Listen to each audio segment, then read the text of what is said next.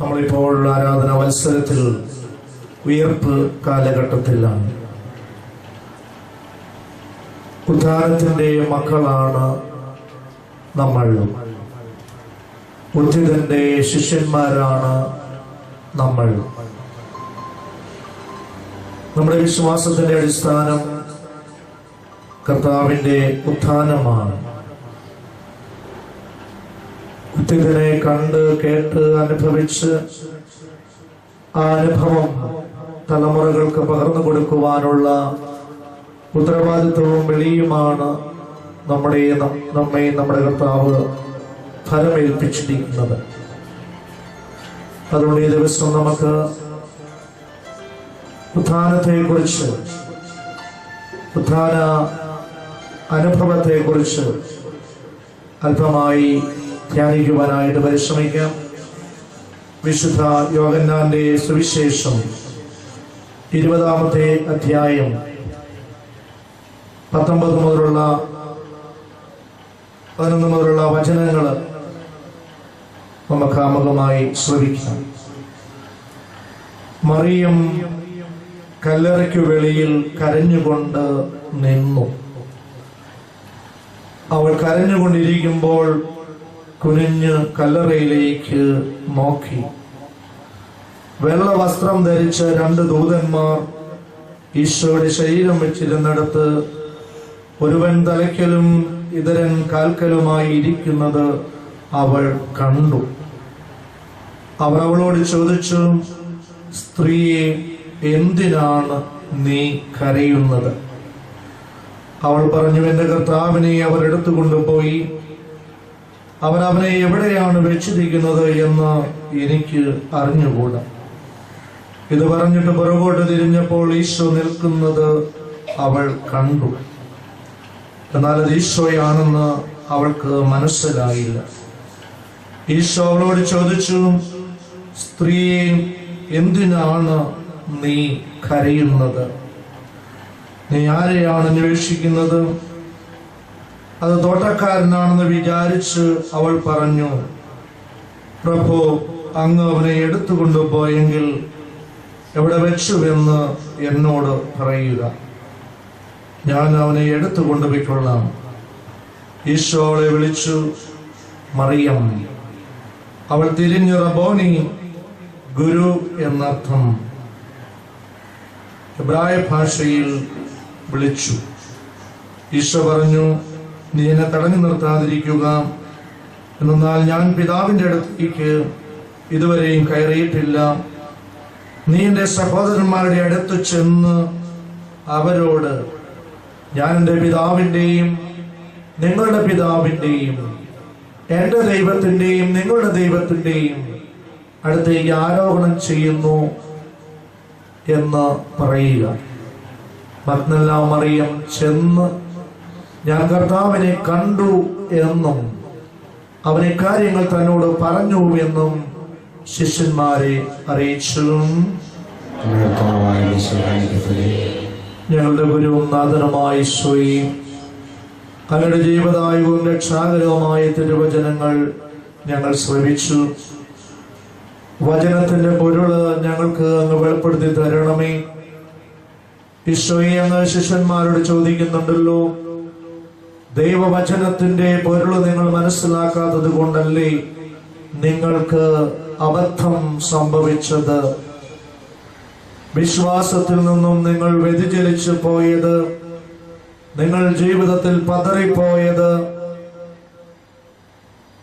അവിടുന്ന് തിരുവചനങ്ങൾ അവരോട് അരുളി ചെയ്തപ്പോൾ അവരുടെ ഹൃദയങ്ങൾ ജ്വലിച്ചു.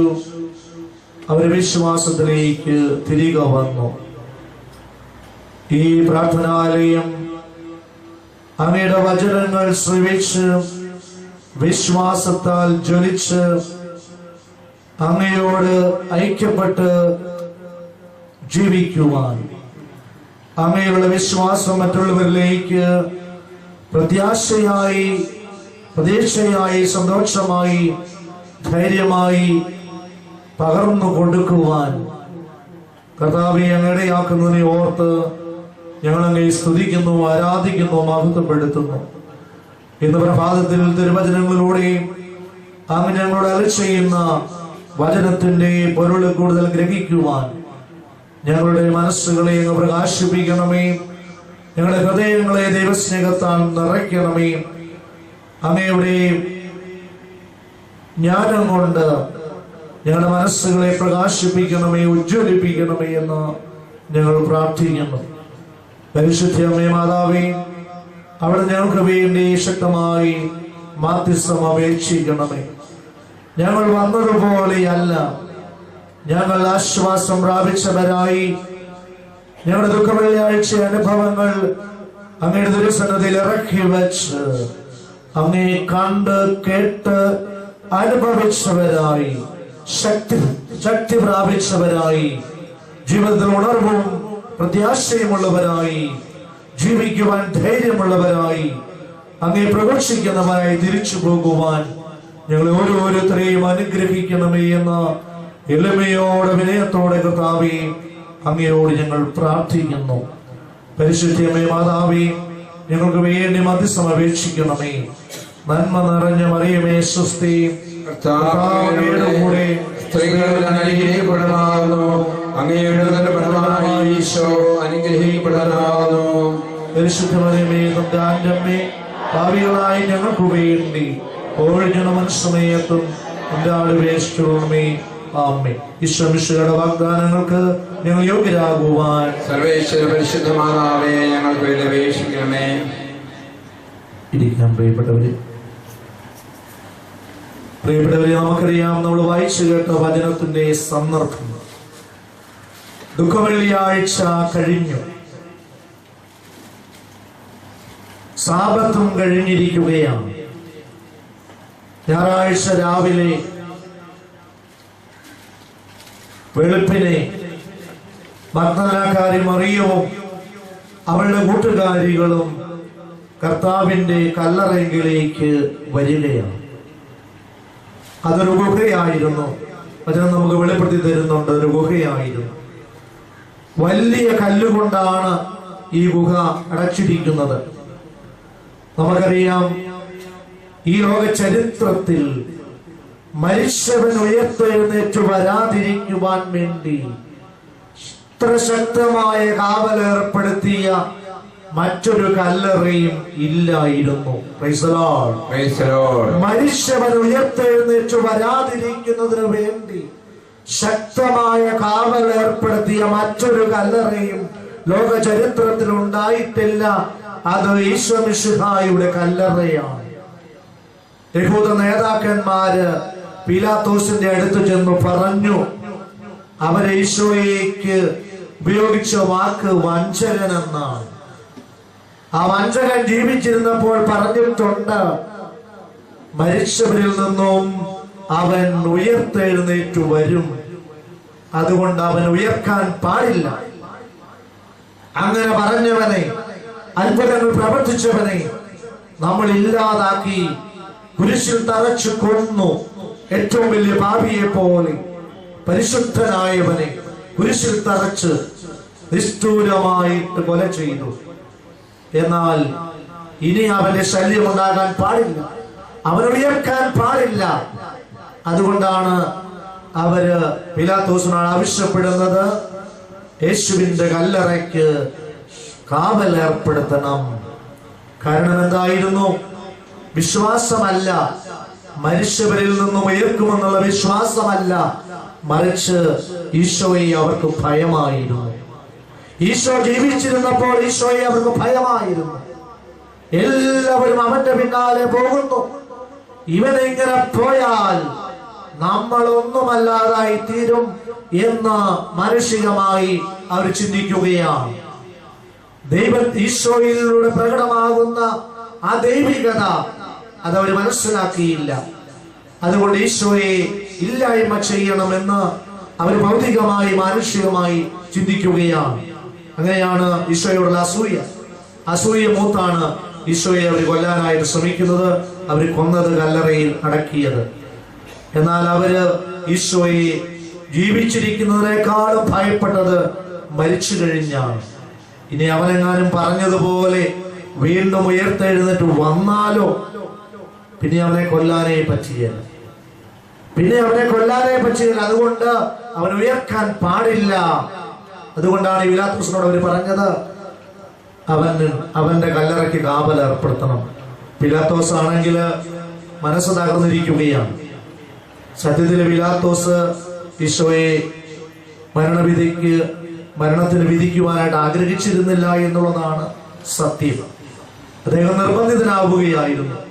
മാത്രമല്ല അദ്ദേഹത്തിന്റെ ഭാര്യ അവള് ഈശോയിൽ വിശ്വസിച്ചിരുന്നവളായിരുന്നു, ഈശോയുടെ വചനങ്ങൾ കേട്ടിരുന്നവളായിരുന്നു, ഈശോയെ കുറിച്ചുള്ള നല്ല കാര്യങ്ങൾ മനസ്സിലാക്കിയിരുന്നവളായിരുന്നു, ഈശോയോട് അവൾക്ക് സ്നേഹമുണ്ടായിരുന്നു, ഈശോയെ രക്ഷിക്കണമെന്ന് ആഗ്രഹമുണ്ടായിരുന്നു. അവള് റെക്കമെൻഡേഷൻ കൊടുക്കുന്നുണ്ട് ഭർത്താവിന് ഈശോയുടെ കാര്യത്തിൽ, നീതിമാന്റെ കാര്യത്തിൽ ഇടപെടരുത് എന്ന്. ഭാര്യയുടെ നിർബന്ധം ഒരു വശത്ത്, ജനങ്ങളുടെ ശക്തമായ പ്രതിരോധം മറുവശത്ത്. എന്തു ചെയ്യും? അവസാനം ഗത്യന്തരമില്ലാതെ പീലാത്തോസ് ഈശോയെ മരണവിധിക്ക് ഏൽപ്പിച്ചു കൊടുക്കുകയാണ്. എന്ത് സംഭവിച്ചെന്നറിയാമോ പ്രിയപ്പെട്ടവരെ? പീലാത്തോസിന്റെ ചരിത്രം പറയുന്നു, പീലാത്തോസിന്റെ ഭാര്യ അരമന വിട്ടോടി. ആ രാത്രിയിൽ ഈശോയെ കുരിശിൽ തറച്ച് കൊല്ലുവാൻ വിധിച്ച ആ ദുഃഖവെള്ളിയാഴ്ച പീലാത്തോസിന്റെ ഭാര്യ അരമന വിട്ടിറങ്ങി ലാസറിന്റെ ഭവനത്തിലാണ് ചെന്ന് പാർത്തതെന്നാണ് ചരിത്രം പറയുന്നത്.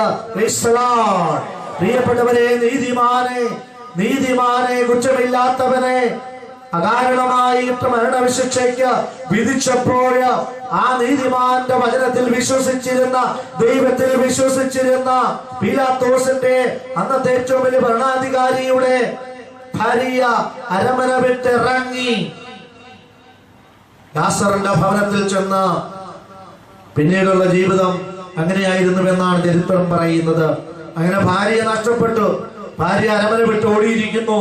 മാത്രമല്ല, ഈശോ മരിച്ചത് ആ സമയം പ്രപഞ്ചത്തിലുണ്ടായ മാറ്റം, പ്രകൃതിയിലുണ്ടായ മാറ്റം ഇന്നോളം എത്രയോ പേര് കുരിശിൽ മരിച്ചിട്ടുണ്ട്. പക്ഷേ ഇതുപോലെ പ്രകൃതി പ്രതികരിച്ചിട്ടില്ല. അതെല്ലാം കണ്ട് ഭയപ്പെട്ടിരിക്കുകയാണ് പീലാത്തോസ്. ആ പീലാത്തോസിന്റെ അടുത്തേക്കാണ് യഹൂദ നേതാക്കന്മാർ ചെന്ന് പറയുന്നത് അവന്റെ കല്ലറയ്ക്ക് കാവൽ ഏർപ്പെടുത്തണം. പീലാത്തോസ് പറഞ്ഞു, നിങ്ങൾക്കുണ്ടല്ലോ പടയാളികള്, നിങ്ങൾക്ക് ആകുന്നിടത്തോളം കാവല് നിങ്ങൾ ഏർപ്പെടുത്തിക്കൂ. അങ്ങനെ ശക്തമായ കാവല് പീലാത്തോസിന്റെ കല്ലറയ്ക്ക്, ഈശോയുടെ കല്ലറയ്ക്ക് ഏർപ്പെടുത്തിയിരിക്കുകയാണ്. അങ്ങനെയുള്ള സാഹചര്യത്തിലാണ് ഈ മഗ്ദലക്കാരി മറിയവും മറ്റു സ്ത്രീകളും ഉയർപ്പ് ഞായറാഴ്ച രാവിലെ കല്ലറയിലേക്ക് ചെല്ലുന്നത്. ഈ ഗുഹയുടെ മുമ്പിലുള്ള കല്ല് ആര് തങ്ങൾക്ക് വേണ്ടി മാറ്റിത്തരും എന്ന ഒരു ചിന്ത അവരുടെ മനസ്സിലുണ്ടായിരുന്നു. മർക്കോസിന്റെ സുവിശേഷം നമ്മൾ കാണുന്നുണ്ട്. അവര് പോകുന്ന വഴിക്ക് പറയുക, ആര് നമുക്ക് വേണ്ടി കല്ല് മാറ്റിത്തരും? എങ്ങനെ നമ്മൾ കർത്താവിനെ അടക്കിയ ആ കല്ലറയിൽ പ്രവേശിക്കും? എങ്ങനെ അവന് നമ്മൾ ആദരാഞ്ജലികൾ അർപ്പിക്കും? പുഷ്പങ്ങൾ എങ്ങനെ അവന്റെ പാതാള വൃന്ദങ്ങളിൽ അർപ്പിക്കും എന്ന് ഈ സ്ത്രീകൾ പരസ്പരം ചോദിക്കുന്നുണ്ട്. പക്ഷെ പ്രിയപ്പെട്ടവരെ, അവർ ചെന്നപ്പോൾ കാണുന്നത് കല്ല് മാറ്റപ്പെട്ടിരിക്കുന്നു. പ്രിയപ്പെട്ടവരെ, നമ്മൾ ചിന്തിക്കണം. ലാസറിനെ ഉയർപ്പിച്ചൊരു സന്ദർഭം, ലാസറിനെ ഉയർപ്പിക്കുന്ന സന്ദർഭത്തില് നമുക്കറിയാം, മരിച്ച ദിവസങ്ങൾ കഴിഞ്ഞപ്പോഴാണ് ലാസറിന്റെ കല്ലറയെങ്കില് കർത്താവ് ചെല്ലുന്നത്. കർത്താവ് ചെന്നു, അവിടെ മർത്തായും മറിയവും കരഞ്ഞുകൊണ്ടിരിക്കുകയാണ്. മറിയം വീട്ടിൽ തന്നെ ഇരിക്കുന്നു. മർത്ത കർത്താവിനെ കണ്ടു പറഞ്ഞു, കർത്താവേ, ലാസർ മരിച്ചു 4 ദിവസമായി, അപ്പോൾ വരൂ കല്ലറയിലേക്ക് പോകാം. അപ്പോൾ ആ മർത്ത പറയുന്ന, കർത്താവേ, അവനിപ്പോൾ മണ്ണോട് മണ്ണ് ചേർന്നുകൊണ്ടിരിക്കുകയാ, ദുർഗന്ധം ഉണ്ടായിരിക്കും. അതാണ് മർത്ത പറയുന്നത്. ഈശോ പറയുന്നു, നീ വിശ്വസിക്കുക. കല്ലറയിലേക്ക് പോകുകയാണ്. കല്ലറയിൽ ചെന്നപ്പോൾ എന്താണ് കർത്താവ് ആവശ്യപ്പെട്ടത്? കല്ല് മാറ്റുക, കല്ലെടുത്ത് മാറ്റുക. മനുഷ്യനായ ലാസറിനെ ഉയർപ്പിക്കുവാൻ കർത്താവ് ദൈവം ആവശ്യപ്പെടുന്നു, കല്ലെടുത്ത് മാറ്റുക. എന്നാൽ ദൈവത്തിന്റെ പുത്രൻ ഉയർപ്പിക്കപ്പെടേണ്ടി വന്നപ്പോൾ ആര് കല്ലെടുത്ത് മാറ്റുമെന്ന് മനുഷ്യൻ ചിന്തിച്ചപ്പോൾ ഇതാ കല്ല് എടുത്തു മാറ്റിയിരിക്കുന്നു ദൈവം തന്നെ. മാലാഖമാരെ കൊണ്ട് കല്ലെടുത്ത് മാറ്റി. ദൈവപുത്രൻ ഉയർപ്പിക്കപ്പെടുമ്പോൾ കല്ലെടുത്ത് മാറ്റപ്പെടുന്നു, ദൈവം തന്നെ എടുത്തു മാറ്റുന്നു. എന്നാൽ മനുഷ്യന്റെ ഉയർപ്പിന്റെ കാര്യത്തിൽ വരുമ്പോൾ ദൈവം മനുഷ്യനോട് ആവശ്യപ്പെടുന്നു കല്ലെടുത്ത് മാറ്റുവാൻ. പ്രിയപ്പെട്ടവരെ, ഉയർപ്പിനെ കുറിച്ചാണ് നമ്മൾ ചിന്തിക്കുന്നത്. ഉയർപ്പ് അത് നമ്മുടെ എല്ലാവരുടെയും ആവശ്യമാണ്. ഉയർപ്പ് നമ്മുടെ എല്ലാവരുടെയും ആവശ്യമാണ്. നാം എല്ലാവരും ഉയർപ്പിക്കപ്പെടണമെന്നാണ് നമ്മെ സൃഷ്ടിച്ച ദൈവം ആഗ്രഹിക്കുന്നത്.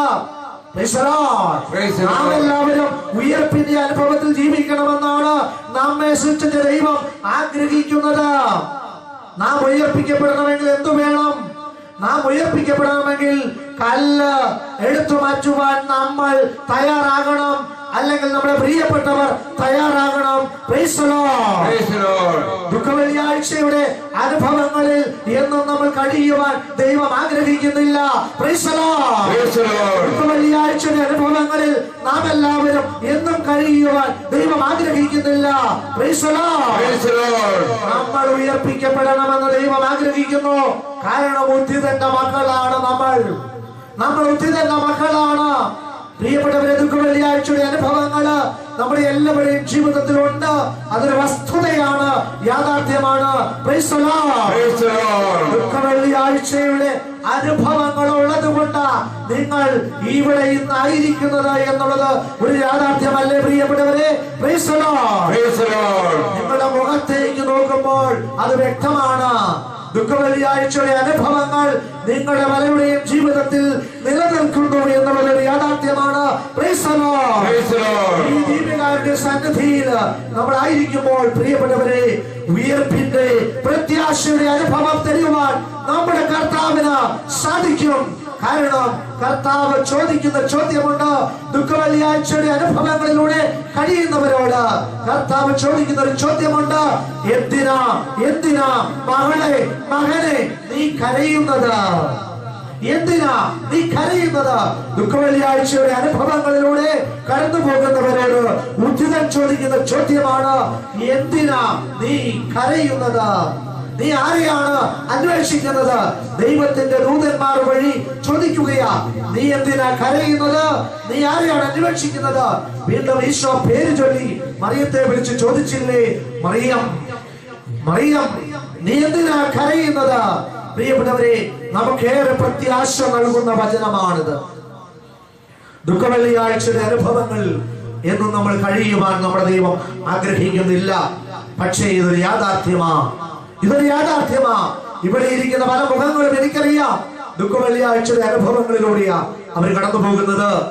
ദുഃഖവെള്ളിയാഴ്ചയുടെ അനുഭവങ്ങൾ നിങ്ങളുടെ ജീവിതത്തിൽ ഇല്ലായിരുന്നുവെങ്കിൽ നിങ്ങൾ ദീപികാരുടെ സന്നിധിയിൽ വരുമായിരുന്നില്ല. പ്രിയപ്പെട്ടവരെ, അതാണ് യാഥാർത്ഥ്യം. ദുഃഖവെള്ളിയാഴ്ചയുടെ അനുഭവങ്ങൾ നിങ്ങളുടെ ജീവിതത്തിൽ ഇല്ലായിരുന്നുവെങ്കിൽ നിങ്ങൾ ഈ ദീപികാരുടെ സന്നിധിയിൽ ഇന്ന് കടന്നു വരുമായിരുന്നില്ല. അതാണ് സത്യം. അതേ പ്രിയപ്പെട്ടവരെ, ദുഃഖവെള്ളിയാഴ്ച അനുഭവങ്ങൾ നമുക്ക് ആവശ്യമാണ്. ദുഃഖവെള്ളിയാഴ്ച അനുഭവങ്ങൾ നമുക്ക് ആവശ്യമാണ്. ദുഃഖവെള്ളിയാഴ്ച അനുഭവങ്ങളിലൂടെയാണ് ഉത്ഥാനത്തിന്റെ അനുഭവത്തിലേക്ക് നമ്മൾ കടന്നു വരുന്നത്.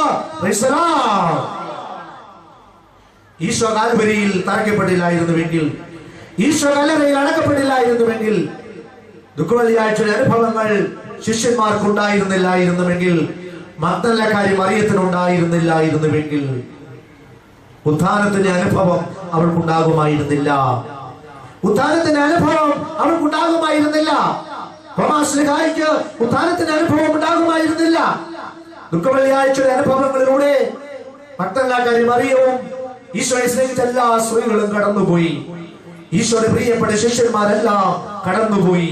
ദുഃഖവെള്ളിയാഴ്ചയുടെ അനുഭവങ്ങളിലൂടെ, ഗെത്സമനി അനുഭവങ്ങളിലൂടെ, കാൽവരി അനുഭവങ്ങളിലൂടെ അവർ കടന്നുപോയി. ദുഃഖവെള്ളിയാഴ്ചയുടെ അനുഭവങ്ങളിലൂടെ കടന്നുപോയി. അത് പ്രിയപ്പെട്ടവരെ, ദൈവ മനുഷ്യനെ രക്ഷിക്കുന്നതിനുള്ള ദൈവത്തിന്റെ പദ്ധതിയിൽ ദുഃഖവെള്ളിയാഴ്ച അനുഭവങ്ങൾ അത് ദൈവത്തിന്റെ പദ്ധതിയുടെ ഭാഗമാണ്. തിരിച്ചറിയുവാൻ നമുക്ക് സാധിക്കണം, അംഗീകരിക്കുവാൻ നമുക്ക് സാധിക്കണം. ദുഃഖവെള്ളിയാഴ്ചയുടെ അനുഭവങ്ങൾ നമുക്കില്ല എങ്കിൽ ഉത്ഥാനത്തിന്റെ അനുഭവം ഉൾക്കൊള്ളുവാൻ പ്രിയപ്പെട്ടവരെ നമുക്കാർക്കും സാധിക്കുകയില്ല. വിശപ്പറിഞ്ഞവനെ വിശപ്പിന്റെ വില അറിയൂ. വിശപ്പറിഞ്ഞവനെ വിശപ്പിന്റെ വില അറിയൂ. പലപ്പോഴും ഒക്കെ നമ്മുടെയൊക്കെ ഇടവക സമൂഹങ്ങളില്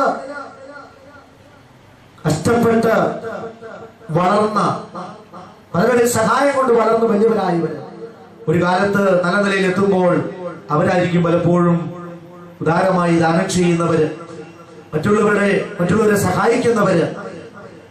ജനിച്ച നാൾ മുതൽ വായിൽ പൊൻകരണ്ടിയുമായി നമ്മൾ പറയാറുണ്ടല്ലോ, നല്ല സുഖ സൗകര്യത്തിൽ ജീവിച്ചവര്, പാവപ്പെട്ടവന്റെ ബുദ്ധിമുട്ടുകൾ മനസ്സിലാക്കാത്തവര്, പട്ടിണിയും ദുരിതവും ജീവിതത്തിൽ അനുഭവിച്ചറിയാത്തവർക്ക് അവർ ജീവിതത്തിൽ സമ്പന്നരായി ജീവിക്കുമ്പോൾ അവർക്ക് പാവപ്പെട്ടവരെ കണ്ടാൽ അവരുടെ വേദന മനസ്സിലാകില്ല, അവരോട് അവർക്ക് അനുകമ്പ തോന്നില്ല. അതൊരു യാഥാർത്ഥ്യമാ, നമ്മുടെ സമൂഹത്തിൽ നിലനിൽക്കുന്ന ഒരു യാഥാർത്ഥ്യമാ. പ്രിയപ്പെട്ടവർ, ഇന്ന് പത്രത്തിൽ വായിച്ചൊരു വാർത്ത ഞാൻ ഓർക്കുകയാ. സമ്പൂർണ്ണ മദ്യനിരോധനം വേണമെന്ന് പലരും സഭ ആവശ്യപ്പെടുന്നത്, ശക്തമായി ആവശ്യപ്പെടുന്നുണ്ട്. 3,16,00,000 അതേ ഉള്ളൂ കേരളത്തിലെ ജനസംഖ്യ. 3,16,00,000 പേരാണ് കേരളത്തിലെ ജനസംഖ്യ. എന്നാൽ കേരളത്തിൽ ഒരു വർഷം കുടിച്ചു മുള്ളുന്നത് എത്രയാണെന്നറിയാമോ? 8,816 കോടി.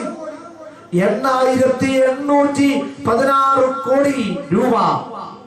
വെറും 3,16,00,000 ജനങ്ങളുള്ള കേരളത്തിൽ അതിന്റെ പകുതി നമുക്കറിയാം. 3,16,00,000 അല്ലെങ്കിൽ 3.5 കോടി ജനം എന്ന് കൂട്ടിക്കോ. ആ 3.5 കോടി ജനത്തിൽ നേരെ പകുതി സ്ത്രീകളാണ്, കുട്ടികളാണ്, സ്ത്രീകളും കുട്ടികളും. പിന്നെ ബാക്കിയെടുത്ത് നേരെ പകുതിയേ വരുന്നുള്ളൂ. ആ പകുതിയിൽ കുടിക്കുന്നവർ എത്ര പേര് കാണും? അതിപ്രായമായവർ കുടിക്കുന്നില്ല, കൊച്ചുകുട്ടികൾ കുടിക്കുന്നില്ല, കൗമാരപ്രായക്കാർ കഴിഞ്ഞ് കുടിക്കുന്നവർ മാത്രം എടുത്താൽ എത്ര ശതമാനം വരും? ഈ കുറഞ്ഞ ശതമാനത്തിൽ വരുന്ന ആളുകളാണ് 8,816 കോടി രൂപയുടെ. അത് ബിവറേജ് കോർപ്പറേഷനിലെ മാത്രം കണക്കാണ്, കള്ളുഷാപ്പിലെ കണക്കല്ല, മറ്റ് ഓട്ടോറിക്ഷകളിലും മാനക്കടകളിലും വിൽക്കുന്നതിന്റെ കണക്കല്ല. ദുഃഖവെള്ളിയാഴ്ചയുടെ അനുഭവങ്ങളല്ലേ അവര് കുടുംബത്തിന് കൊടുത്തുകൊണ്ടിരിക്കുന്നത്? ദുഃഖവെള്ളിയാഴ്ചയുടെ അനുഭവങ്ങളാ അവര് കുടുംബത്തിന് കൊടുത്തുകൊണ്ടിരിക്കുന്നത്, പ്രിയപ്പെട്ട മക്കൾക്ക്, പ്രിയപ്പെട്ട ജീവിത സഖിമാർക്ക്. പക്ഷെ ദുഃഖവെള്ളിയാഴ്ചയുടെ അനുഭവങ്ങളിൽ കഴിയുന്ന പ്രിയപ്പെട്ട സഹോദരി സഹോദരന്മാരെ, ഉദ്ധിതനായ കർത്താവ് നമ്മോട് ചോദിക്കുന്നു, മകളെ നീ എന്തിനാ കരയുന്നത്? നമ്മെ ആശ്വസിപ്പിക്കുന്ന, നമ്മുടെ കണ്ണുനീര് കാണുന്ന, നമ്മുടെ നിലവിളി കേൾക്കുന്ന, നമ്മുടെ ഹൃദയവിചാരങ്ങൾ അറിയുന്ന ഒരു ദൈവമാണ് നമ്മുടെ ദൈവം. അവൻ ജീവിക്കുന്ന ദൈവമാണ്. ഉദ്ധിതനായ ദൈവം, ഉദ്ധിതനായ കർത്താവ് എന്ന് പറഞ്ഞാൽ ഇനി മരണമില്ലാത്തവൻ. അവൻ ജീവിക്കുന്നു, നമ്മുടെ കൂടെ ജീവിക്കുന്നു എന്നുള്ളതാണ് പ്രിയപ്പെട്ടവരെ നമ്മൾ മനസ്സിലാക്കേണ്ടത്. Praise the Lord. Praise the Lord. Hallelujah. Hallelujah. Hallelujah. Hallelujah. Hallelujah. Hallelujah.